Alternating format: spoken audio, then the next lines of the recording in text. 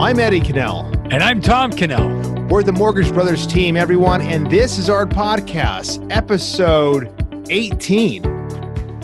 Holy cow. That's 18. And today, I think we have some good content for you. If you're a buyer, you're a seller, you're going to love it. That's right. All right. We're going to keep this kind of simple too. But basically, we're going to talk about personal property as relates to the purchase contract and how that affects lenders. You know, always part of it. You walk through the house, you know, the house has a beautiful this or a beautiful that, and the buyers or the borrowers are wondering, you know, what's going to stay, what's going to go, you know, maybe we can get that, maybe we can't. And then the purchase contract is being written, and your agent's going to be advising you a ton on this too. So we're not acting as real estate agents, we're not acting as attorneys. So your agent's going to advise you, but from a macro perspective, when you're thinking about this, what items should you be a little bit concerned about when it comes to personal property? Yeah. Right? You and I were just talking right before this recording, and I personally, when we bought our house a couple of years ago, there was a nice pool table, and the seller wanted to sell it because they didn't want to move it, you know? And I think that's a lot of reasons why sellers are willing to sell just about anything in their home if they just don't want to deal with moving it, the logistics of, you know, where do they put it?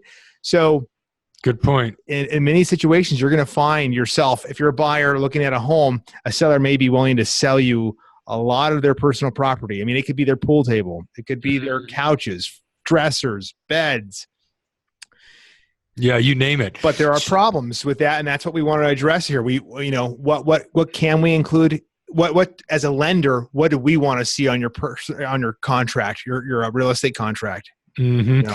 Okay, and I think you brought up a good point, which I just wanted to point out a little bit more. So it's really a matter of convenience for sellers that personal property can become an issue.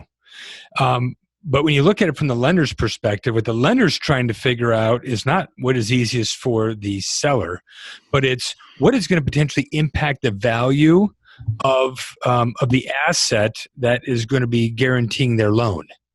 And so the lender really doesn't want to have a bunch of extra foo-foo in and around the property affecting or building up, you know, in a superficial way, the value of the home.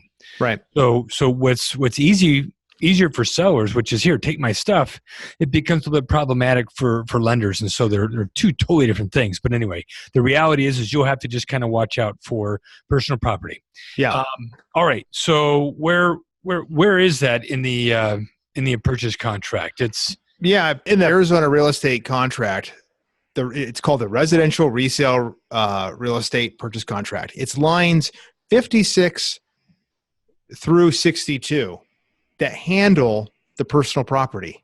Mm-hmm. Now, what you'll notice is they're on line 56, 57, 58.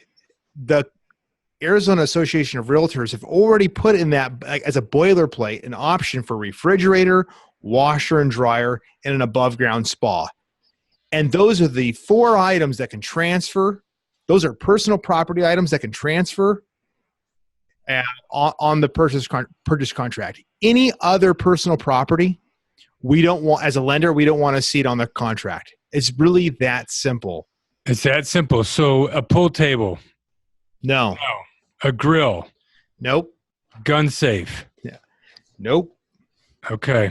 So we don't want to see any of those items on the contract written. Now, the contract on line 61 and 62 has a couple places where real estate agents can write in some personal property. Mm-hmm. So a lot of times we'll see, you know, home furnishings, paintings, or whatever.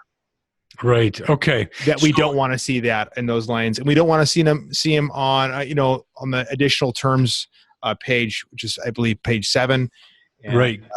Good point. We don't want to see them. We don't want to see them on an addendum or counter offers.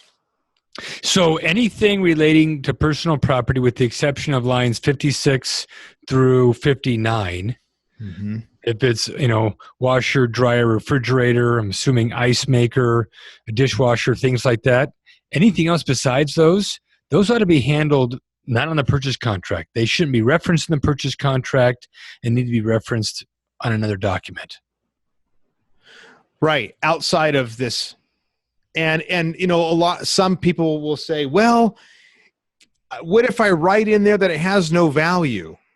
Okay. We used to get away with, we used to say, hey, I'm buying all this personal property and there's no value to it. We're saying there's no value. That used to be what lenders used to accept. But for a couple of years now, that has not worked. We do not want to see, because it's basically the banks, the underwriters, it's not there's no common sense to that, Right. We were just kind of fooling ourselves. Yeah. If you're buying a home and it's included the dressers and the paintings and all that, it does have value and it did affect your sales price. Otherwise, you wouldn't have bothered to include it within the purchase. That's right. You would have offered a lower amount, and no matter what people say, that I think they would all agree. Yeah, that's true. Now, what we're after, right? And we said is we're after the true real estate value. That's what the lenders are looking for. How about outside storage sheds? That's one item I do not believe that is a part of real estate. Like a Rubbermaid shed, one of those big, or a tough shed that's just sitting there on the dirt. But I don't know. We're just like leaning over a little bit. Yeah. I do not think. I think that's something that real estate agents can kind of go back and forth on. Maybe they have handled that in their real estate classes, but we've never seen that be an issue. Nope, never seen it be an issue. We don't know any seller who's wanted to pick up one of those and take it to their new house. Right. Even though I think I tried to on my last house and it wouldn't fit on my trailer. So, okay. What else? We talked about the purchase contract, the lines. We didn't get into the whole, the different types of property. It really doesn't matter. It's too much detail. Yeah, and we're not experts, right? I mean, I don't know if some things are we don't want to argue what's personal property and what's real estate. If something's affixed, and this is something that I know real estate agents know, but if something's affixed with, literally fixed to the walls, the ceilings, that's part of real estate. A chandelier, once it's installed, that's part of real estate.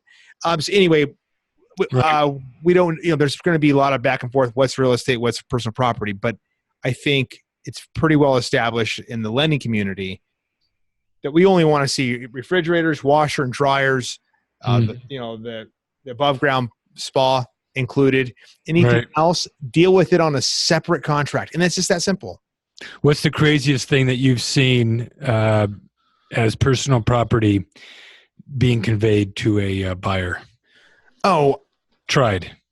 It was someone who wanted to make it an Airbnb, and they wanted to buy all the furnishings. I mean, everything.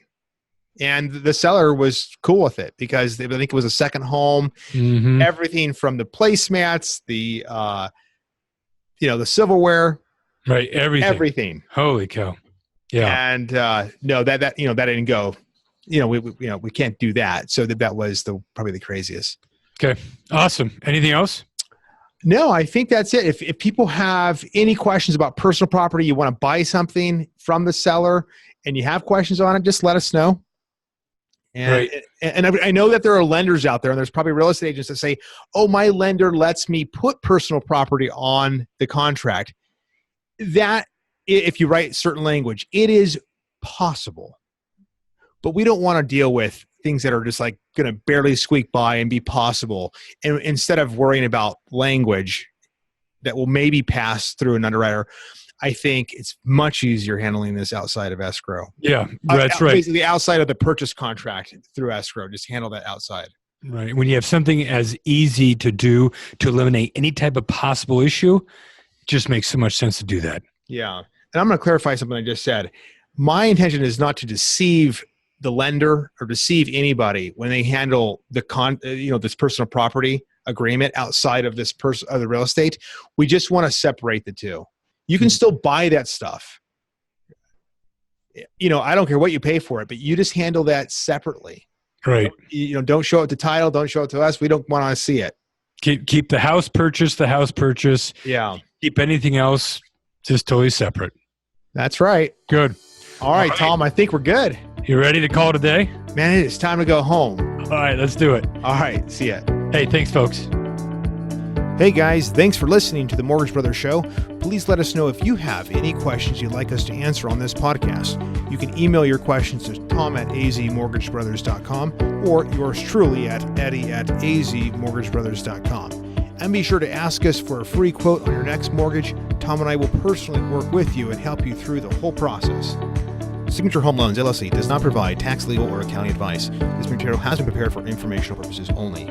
You should consult your own tax, legal, and accounting advisors before engaging in any transaction. Signature Home Loans, NMLS 1007154, NMLS number 210917 and 1618695, Equal Housing Lender.